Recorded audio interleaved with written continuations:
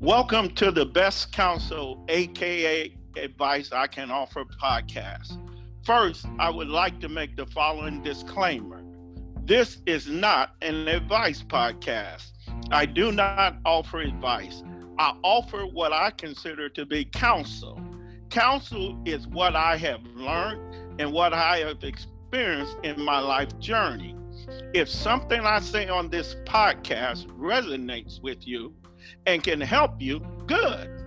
But I am not telling you what to do. I am just offering counsel. Seven things every married couple should know. Hi, I'm the Reverend Cornelius Brown, and I would like to welcome you to episode 2 of my 7-part series, 7 Things Every Married Couple Should Know. Today's episode, episode 2, is entitled The 3-Day Rule. Let me first say, if you are one of those couples who have never had an argument and never have disagreements, you don't need the 3-day rule. But if you are part of the other 99% of couples like me and my wife who have had a few disagreements in 38 years of marriage, I would encourage you to continue to listen to this podcast. You might hear something that might be very helpful to you and your significant other. The 3-day rule. To help you understand the 3 days rule and how it can be helpful to you in your marriage or relationship, I will first talk about when you need to use the 3-day rule. Second, I will talk about how the 3-day rule process works and how it will help you maintain a healthy relationship with your mate.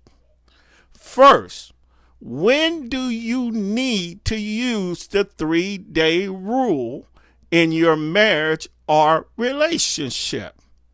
Conflicts and disagreement in marriage or any relationship can happen over many different things: money, family, children. Let me share 3 specific examples of when you need to use the 3-day rule. First, there is a leak under the kitchen sink. And you say, honey, listen, let's call a plumber and have that fixed. He tells you, I looked under the sink, found the leak, and fixed it with duct tape. We don't need to spend no money on a plumber. You come home from work and the whole house is flooded, and the first thing out of his mouth is, not my fault. The main problem is not the flood. It's the fact that he said it's not his fault. Another example for the 3-day rule: you plan a 3-day weekend away. She insists she has to have her hair done on the Friday you are scheduled to leave. You have to be at the airport by 2 o'clock for a 3 o'clock flight. But you remind her that surely your hairdresser is always overbooking folk and trying to do 2 and 3 people at one time. You don't get back home until 1:40, and you leave the house at 2 2 o'clock and there's traffic going to the airport for this 3 o'clock flight. You are now running through the airport, and when you get to the gate, the door is closed, and the first thing she says is, "It's not my fault." My last example is one that we all, as married folk, will sometime encounter. He or she has been telling you about your coworker who is liking you a little too much, but you insist it's nothing because you know in your heart you have no intention of doing anything with them. It's harmless. One Friday, you and your honey go out and have a wonderful dinner after a long work week.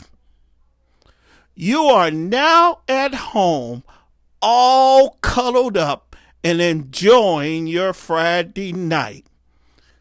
Then either your husband or your wife's phone goes off. It's 11:15 at night. It's that coworker who your mate has been telling you is liking you a little too much, calling to ask you something about the job, and you stay on the phone with them for more than 20 minutes. You hang up and immediately go to cuddle up again with your mate. Folks, you need the 3-day rule after these examples. Let's work with that one about your mate and the coworker. Your mate is now hot that you answered that call. Oh, they may not show it right away, but wait until they start asking what was so important it could not wait. Now you know in your heart of heart this person means nothing to you, and you took the call because you did not want to be rude. The problem is you and your mate were feeling all good on a Friday night, and the phone rings, and when you get through, the mood is broken. Now, either she or he is not happy, and you are not happy because in your heart of heart, you know this person is not important to you, and you are now offended that it seems your mate is saying they don't trust you. The 3-day rule works like this, folks. She or he thinks you are wrong because of your action, be it the plumber, the airport, or your coworker. But you think you are right because you meant no harm. You both are at an impasse. They think you're wrong and you think you're right because you meant no harm. But you are both now hot. And like a car that has overheated, you are not going anywhere together until you cool off. Day 1 is the hardest day of the 3-day rule because a lot of us want this situation, or kerfuffle, as Judge Judy likes to call it, you know that it's not a big deal to you because you know your intention was not to harm and you want it over with right now. In our hearts, we believe we can just close this, especially when we are the one to open the door to the mess. We want it over now. It took me years to learn that you should not try to impose your feelings on your mate. Your mate, especially if they are the offended party, has the right to get over their feeling when they feel like getting over it. And most of the time, in most situations, it takes about 3 days.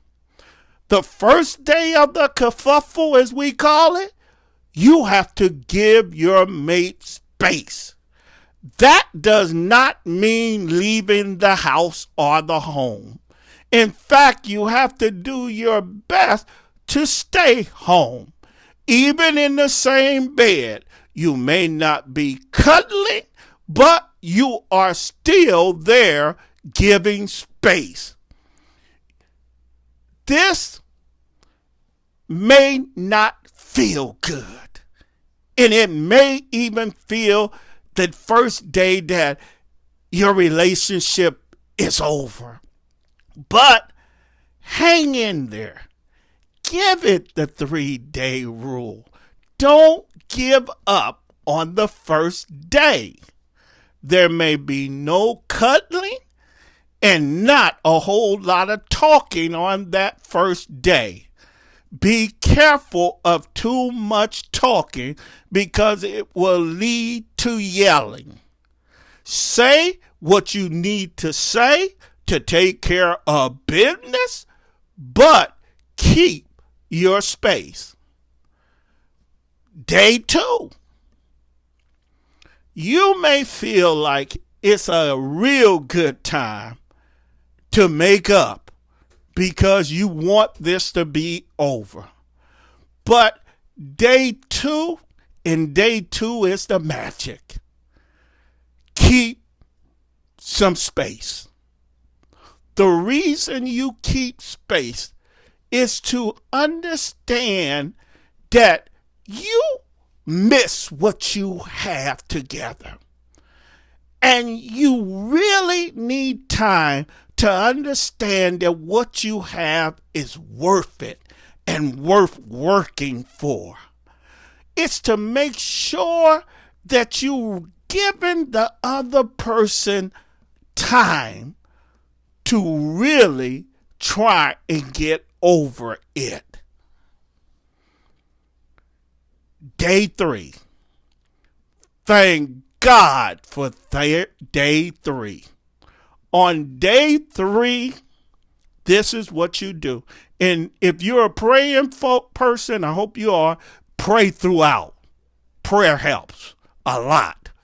On day 3, around noontime, remember you've given space, not a lot of talking, even on day 2. But around noontime, call your mate. Don't go see them. Call your mate on the phone. And the first thing you're able to do, because you're now in the 3rd day and things have cooled off, you are able to apologize because you can now recognize after 3 days what you did or what she did. You now have the opportunity to talk about how you and them can work together to make your situation, as problems come, you learn to disagree good. You now can recognize and learn a lesson about situation and how to better handle them.